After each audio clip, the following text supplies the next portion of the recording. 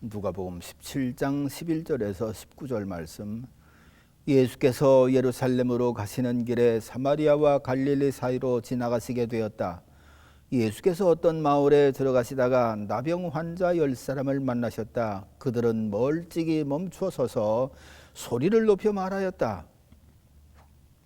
예수 선생님, 우리를 불쌍히 여겨주십시오. 예수께서는 보시고 그들에게 말씀하신다. 가서 제사장들에게 너희 몸을 보여라. 그런데 그들이 가는 동안에 몸이 깨끗해졌다.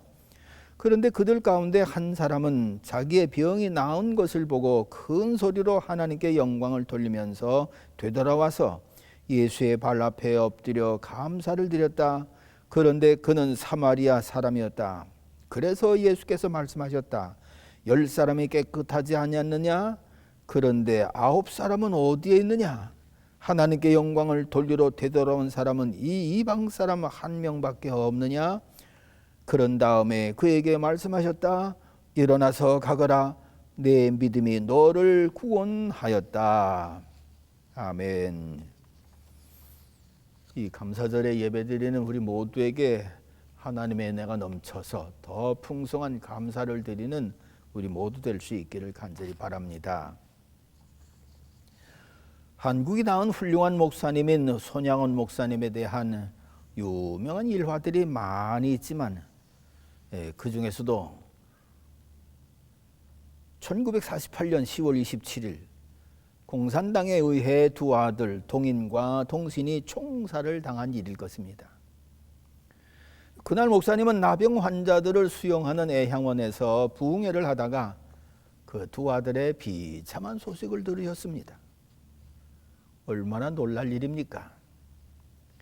그런데 목사님은 이 비보를 들으시고도 침착하게 부흥회를 다 마치셨습니다. 그리고 돌아오셔서 두 아들들의 장례식을 치를 때에 참여한 많은 사람들에게 인사를 드리는데 놀랍게도 10가지를 들어서 하나님께 감사를 드리는 것이었습니다. 나와 함께 허물 많은 사람의 혈통 중에서 순교자가 나온 것을 감사합니다. 수많은 성도들의 가정 중에 귀한 두 보배를 우리 가정에 보내주신 것을 감사드립니다. 삼남 삼녀 중 가장 늠름하고 잘생긴 두 아들을 하나님께 제물로 드리게 됨을 감사드립니다. 한 사람도 아니고 두 사람이 우리 집에서 순교자가 된 것을 감사드립니다. 예수 믿다가 타락하고 죽는 이들도 많은데 복음을 전하다 죽으니 또한 감사합니다. 미국 갈 유학을 준비하다가 미국보다 더 좋은 천국에 들어가게 됨을 감사드립니다. 두 아들을 총살시킨 원수를 양아들 삼을 수 있는 마음을 주심을 감사드립니다. 이들의 순교의 열매로 수많은 그리스도인들이 나올 것을 또한 감사드립니다. 오늘날 같이 어려운 중에 이런 8가지 감사한 일을 주님이 허락하신 것 또한 감사드립니다. 그러면서 마지막 10번째, 내게 이런 과분한 복을 주심을 감사드립니다. 참 놀라운 감사를 하나님 앞에 드린 목사님인 것을 봅니다. 오늘 10절 말씀에 보면은 주님께서 병 나은 자 10명이 병을 낳았는데 돌아와 한 사람이 엎드려 감사하는 그 한 사람을 보시면서 말씀하시기를 10사람이 다 깨끗해짐을 받지 않았느냐, 그 9은 지금 어디 있느냐 하시면서 감사하는 자를 찾으시는 것을 볼 수 있습니다. 이 본문은 감사와 관련된 그런 본문 가운데서도 참 훌륭한 그런 본문이라고 볼 수가 있는데, 이 말씀에 볼 것 같으면 세 종류의 사람이 있음을 봅니다.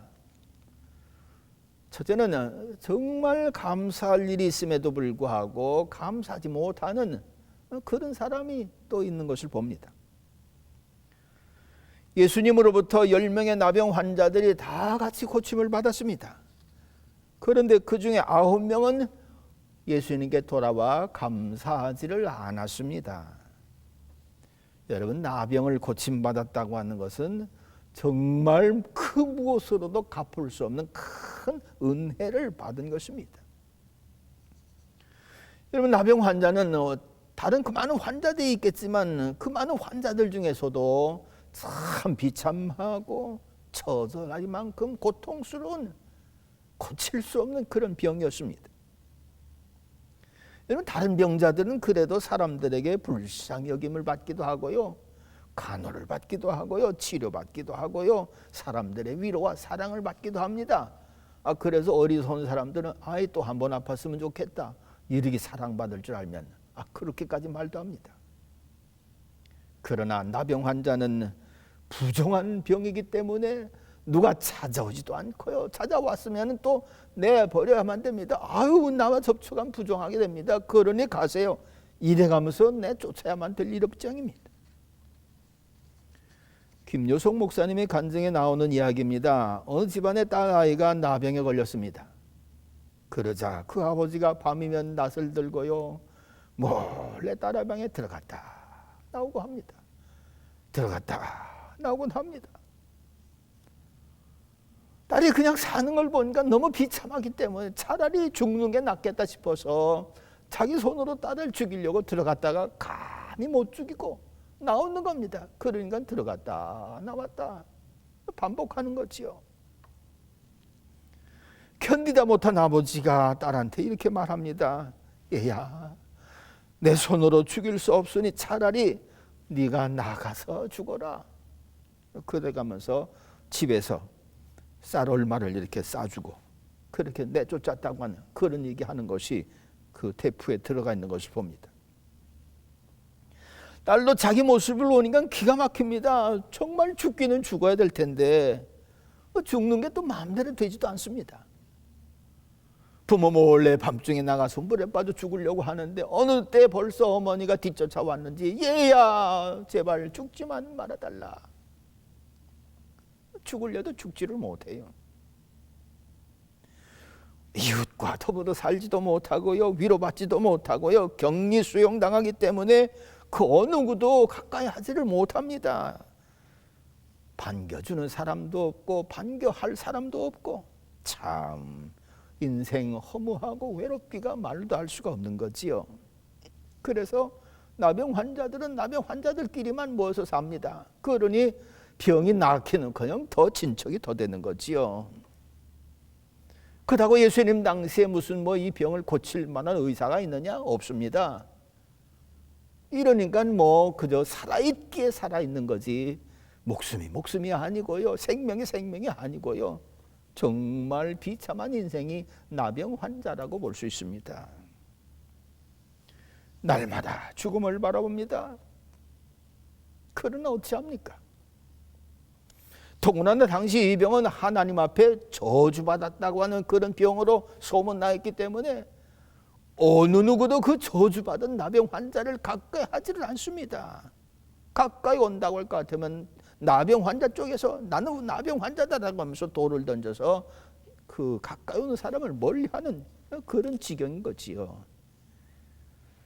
그니 한평생 살아가는 동안에 나병으로 살아간다고 하는 것은 정말 비극적인 이야기요, 사망을 앞에 두고 살아가는 사람이라고 보는 거지요. 자, 이런 참 환자가 아무런 공로 없이 예수님에게 고침을 받습니다.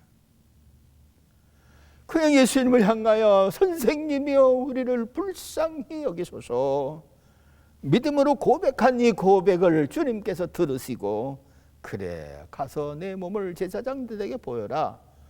몸 깨끗해지지 아니하면 제사장에 보여드릴 수가 없습니다. 그러니까 깨끗해진다는 거지요, 고쳐주셨다는 거지요. 아닌 게 아니라 가다 보니까는 온 몸이 다 깨끗하게 나왔습니다. 그러니 얼마나 큰 은혜를 받은 사람들입니까? 그렇다면 이들은 누구보다도 다른 사람은 몰라도 이들은 예수님 앞에 나와서 주님 감사합니다, 그렇게 감사를 드려야 마땅할 것입니다. 그런데 9은 전혀 감사치를 않았습니다. 아니, 세상에 삭개오 같은 사람은 예수님으로부터 너도 이스라엘의 아브라함의 자손 중에 하나다, 이 말씀 한마디 들었는데 그것에 감격하고, 그렇구나, 나도 공인된 아브라함의 자손이 되구나 인정받아서 너무 기뻐서 때가 되면은 예수님 떠났음에도 불구하고 뽕나무 옆에 가서 너 때문에 내가 이처럼 됐지 그래가면서 감사를 끊임없었다는 것입니다. 하물며 이 나병 환자, 이 무서운 병을 고침받았음에도 불구하고 어떻게 하나님 예수께 와서 감사치를 않는지, 그러니까 세상에는 감사할 조건을 가지고 있음에도 불구하고 감사치 못하는 사람들이 있다고 하는 것을 이 말씀은 얘기해 주고 있는 것입니다. 사실 생각해 보세요. 우리 스스로를 생각한다면 혹 감사할 것이 없을런지도 모릅니다. 그러나 천지 만물을 지으신 하나님을 생각한다고 할 것 같으면은, 야, 하나님이 빛을 만드셨기 때문에 오늘 우리가 따스한 빛을 조임받지. 야, 하나님이 시원한 공기를 만드셔서 세상에 충만하게 하셨기 때문에 우리가 이렇게 날마다 호흡하며 숨쉬고 있지. 야, 해와 달과 별들 어쩌면 저 공중에서 저렇게 질서정연하게 부닥치지도 않고 충돌하지도 않고 가까이 왔다 멀어졌다 그러지도 않고 일정한 궤도로 잘 움직여서 우리가 봄, 여름, 가을, 겨울 어떻게 이렇게 살아갈 수가 있지? 여러분, 하나님을 생각한다고 할 것 같으면 정말 누구도 감사치 않을 수가 없을 것입니다.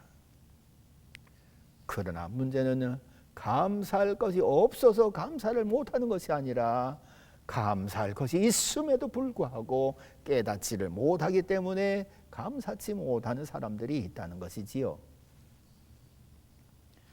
둘째로는 감사할 일이 있어서 감사하는 사람이 있다는 것입니다.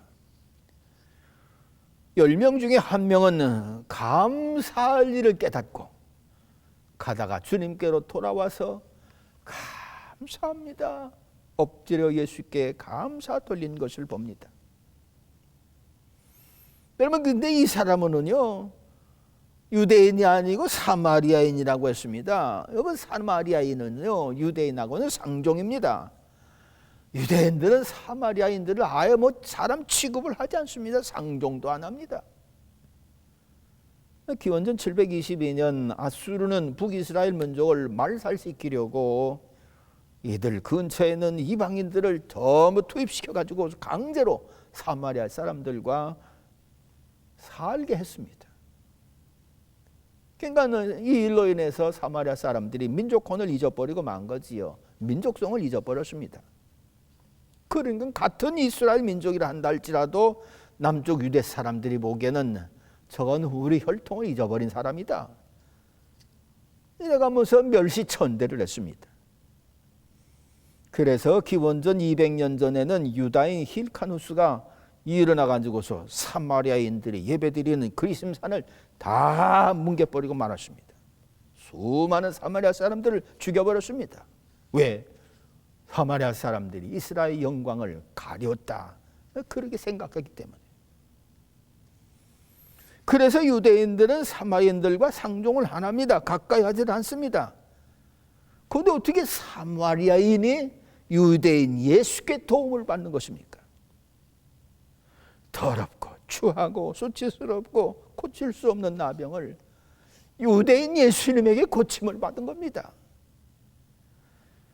유대인 예수에게 사람 대접받았고 유대인 예수에게 큰 총을 받았고 멀리하는 것이 아니라 멸시천대하는 것이 아니라 자들의 고통을 다 끌어안고 고쳐주신 그 예수, 그도 유대인 예수. 상종을 안 할 것 같지만 너무나도 큰 은혜를 받았기 때문에 이 사마리아인은 예수께 와서 감사합니다 하고 엎드려 감사를 표현한 것을 봅니다. 그렇지요. 이들이 그렇다고 해서 예수께 무슨 큰 일을 했습니까? 예수님을 위해서 무슨 수고를 했다든지 예수님을 위해서 무슨 경배할 만한 그런 일을 했다든지 예수께 무슨 은혜 받을 만한 그런 일을 했다든지 그런 게 하나도 없습니다. 오직 있는 것은 선생님이여 우리를 불쌍히 여기소서. 예수를 믿는 믿음을 가지고 예수를 구하고 긍휼을 구한 것, 그것밖에 없습니다.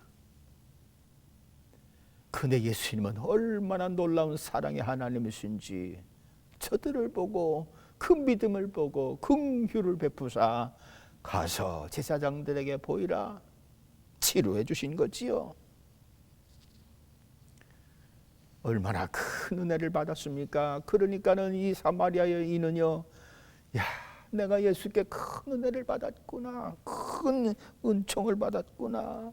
내가 주님을 위해서 한 것도 없고 주를 위해 봉사한 것도 없고 내가 주를 사랑한 것도 없는데 주님이 날 위하여 이처럼 큰 은혜를 베풀어 주셨구나 생각하면은 감사하다는 것입니다. 그렇기 때문에 돌아와서 주님께 감사하면서 하나님께 영광을 돌리는 것을 봅니다. 그 사람 마음이 얼마나 기뻤을까요? 그렇습니다. 사실 감사하는 마음이 기쁜 마음입니다. 원망하는 마음 가져보세요. 기쁨인도 다 도망가 버리고 맙니다. 그렇지만은요, 감사가 충만하다 보면은 미워하는 마음도 도망가고 사라지고 원망하는 마음도 사라지고 도망가고 오히려 기쁨으로 충만한 행복한 사람이 되는 것을 보지요. 그러니까 이처럼 감사함으로 주 앞에 나온 이 사마리아인 심령의 기쁨을 받으면서 감사를 드렸는데 예수님은 이 사람에게 또 한 가지 큰 선물을 주십니다. 내 믿음이 너를 구원하였느니라. 그래가면서 구원의 선물까지도 주시는 거예요. 얼마나 복된 일입니까? 여러분, 그러므로 이처럼 큰 기쁨과 감사로 행복한 순간을 맞이한 이 사마리아인, 생각해 보니까는 행복이라고 하는 것도 멀리 있는 것도 아닙니다. 너무 가까운 데 있습니다. 알지 못하기 때문에 행복하지 못하고 깨닫지 못하기 때문에 행복하지 못한 것이지, 알고 깨달으면 너무도 가까운 곳에 이처럼 기뻐하고 행복할 만한 감사의 여건이 있는 것을 봅니다. 여러분, 예수님의 모친 마리아 보세요. 마리아가 성령의 잉티함을 받는다고 하는 천사의 수태고지를 듣고는요, 만세에 복이 있는 자다. 만세에 복이 있는 자다. 성령으로 예수를 잉태한 것이 만세에 복이 있는 자다. 어떻게 이럴 수가 있습니까? 이것 때문에 오히려 사람들에게 돌당에 맞아 죽을 수도 있습니다. 장기로 호해받아 가지고서 내쫓김을 당할 수도 있습니다. 이혼당할 수도 있습니다. 위험한 것이 한두 가지가 아닙니다. 그럼에도 불구하고 만세에 복이 있는 자다. 무슨 얘기입니까? 그는 복권에 당선된 것도 아닙니다. 백마탄 왕자를 만나 하루아침에 신데렐라가 된 것도 아닙니다. 그와 정혼한 요셉이 벼락 출세한 것도 아닙니다. 오직 한 가지, 하나님의 은혜로 예수 그리스도께서 자기 아내 잉태되었다고 하는 이것을 그는 만세에 복이 있다라고 고백을 한 거지요. 여러분, 그렇습니다. 예수 그리스도께서 아내 잉태하셨다고 하는 이야기는 그 어떤 보화로도 비교할 수 없는 엄청난 보화를 몸 안에 지니고 있는 것이나 마찬가지가 된 거지요. 생명 중에서도 가장 소중한 생명, 영원한 생명을 자기 안에 잉태하고 있는 것이지요. 하늘나라 주인 되신 예수 그리스도를 자기 안에 잉태하고 있다고 하는 것이 얼마나 복되고 귀한 일입니까? 그 예수님이 나와 함께 하시고 그 예수님이 나와 동행하시면서 내가 있는 곳에 주님 계시고 내가 가는 곳에 주님 계시고 순간문소마다 뗄래야 뗄 수 없는 주님이 나와 함께 하신다고 하는 이 사실이 얼마나 귀하고 복된 일입니까? 그러니까 환경은 전혀 복된 것이 없다 한다 할지라도 내 안에 잉태하신 예수 그리스도로 인해서 만세의 복이 있다. 우리 예수 믿는 사람들 마찬가지입니다. 우리의 상황, 현상은 어떤 것도 감사하기가 심히 어렵습니다. 무엇 가지고 감사하겠습니까? 물질 가지고 하겠습니까? 지위 가지고 하겠습니까? 명예 가지고 하겠습니까? 지금같이 혼돈된 세상, 혼란한 세상에서 있는 것이 두렵기도 하고 떨리기도 합니다. 강도 만날까 두렵기도 하고. 그럼에도 불구하고 현실이 아니라 나의 현상, 내가 누구와 함께 하고 있느냐? 주님이 나와 함께 하신다. 내가 예수 그리스도를 나의 주, 나의 하나님으로 영접한 순간 나는 주님과 동행하는 사람이요, 나는 주님과 함께하는 사람이요, 주님은 나의 주 되신 분이시고 내가 어디를 가든지 너와 함께하리라, 이런 놀라운 신분의 사람이 되었다고 하는 자체가 너무나도 귀하고 값진 거지요. 그러니 감사한 거지요. 여러분, 그러고 죽으면 그 주님과 더불어서 천국에 들어가게 되니 이게 얼마나, 예수님을 나의 주 나의 하나님으로 영접한 것이 얼마나 귀하고 값지고 감사한 일이냐, 그런 얘기지요. 그러므로 예수 믿는 사람들은 누가 뭐라고 해도 감사할 이유가 있는 사람들입니다. 세 번째로 우리가 생각해 볼 수 있는 것은 범사에 감사하는 사람입니다. 말씀드린 것처럼 삶의 현실만 돌아본다면 모두가 감사할 일을 찾지 못할 것입니다. 사업에 실패했습니다. 건강을 잃고 몸져 누워 있습니다. 사기를 당하고 엄청난 손해를 받습니다. 수치스러운 일을 당해서 얼굴 제대로 들지 못하게 됐습니다. 생각지 않는 큰 사고를 만나서 엄청난 손해를 보고 감사할 이유가 도무지 아무리 봐도 없습니다. 이태원에서 그렇게 죽은 사람들 환경 여건은 어떻게 감사를 드릴 수가 있겠습니까? 아무도 반겨주지 않고 외롭게 홀러가는 사람이라든지, 어느 누구도 자신의 능력을 믿어주지도 않고 실패를 거듭하는 사람, 감사할 이유가 없다고 할 것입니다.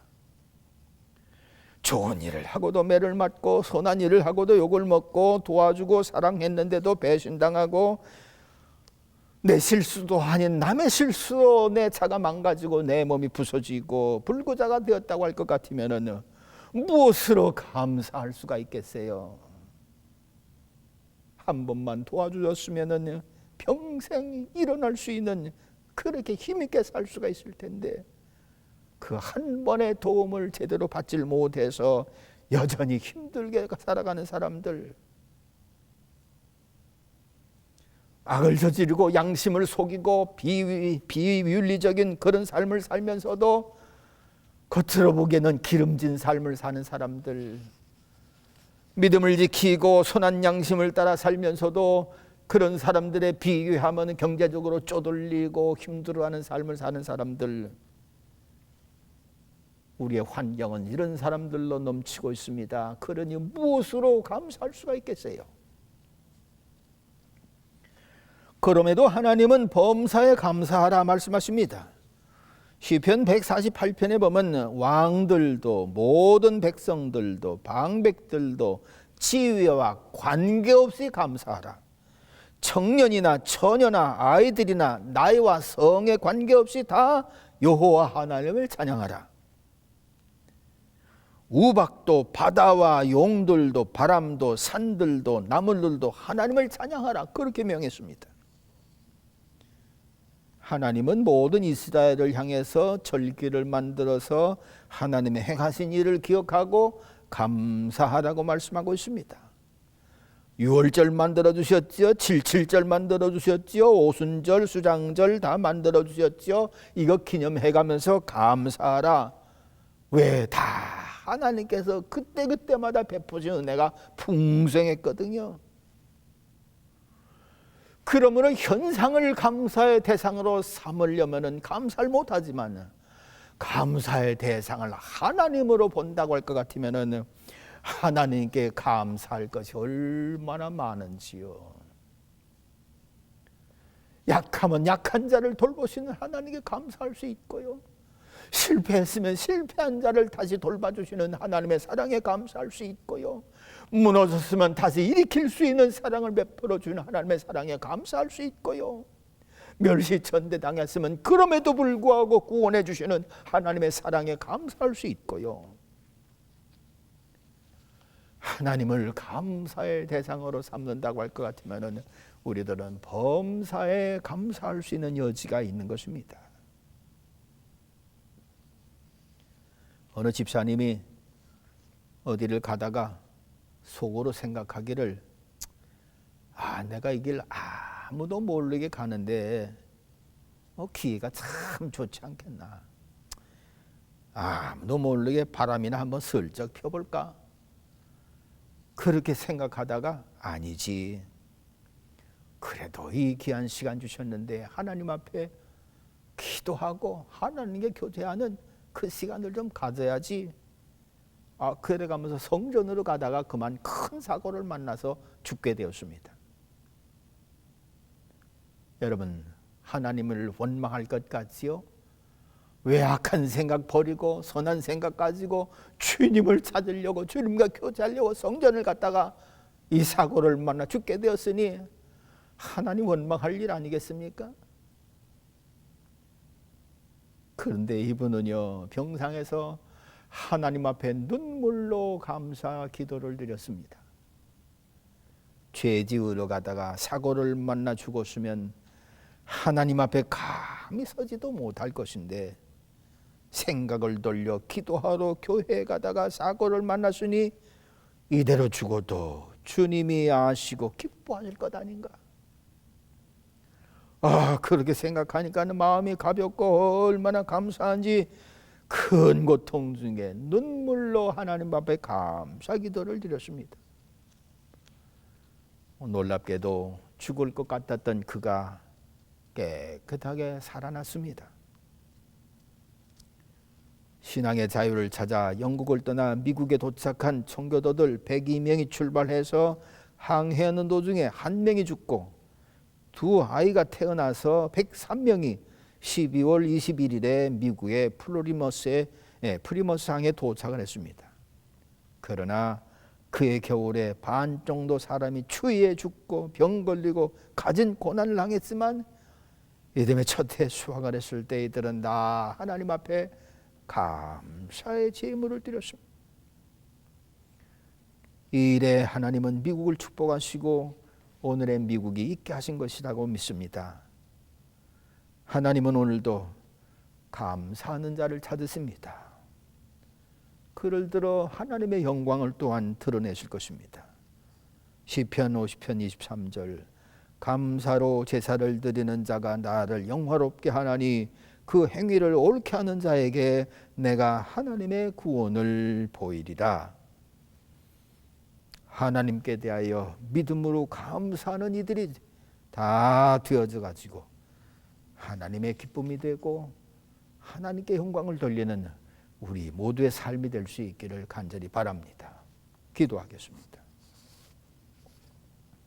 하나님 감사합니다. 우리의 현실을 생각하면은 감사할 수 없는 현상이라 한다 할지라도 우리 하나님을 생각하면 얼마든지도 범사에도 감사할 수 있는 저희들 되게 하신 것 생각할 때 감사를 드립니다.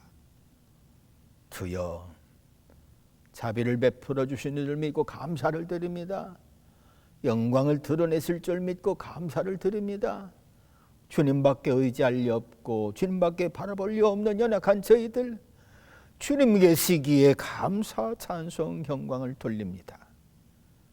저희들의 남은 생애를 주님 주장하시고 축복하사 홀로 영광 받으시고 찬양 받아 주시옵소서. 감사로 제사 드리는 저희들 될 수 있기를 다시 간절히 바라옵고 예수님의 이름으로 기도하옵나이다. 아멘.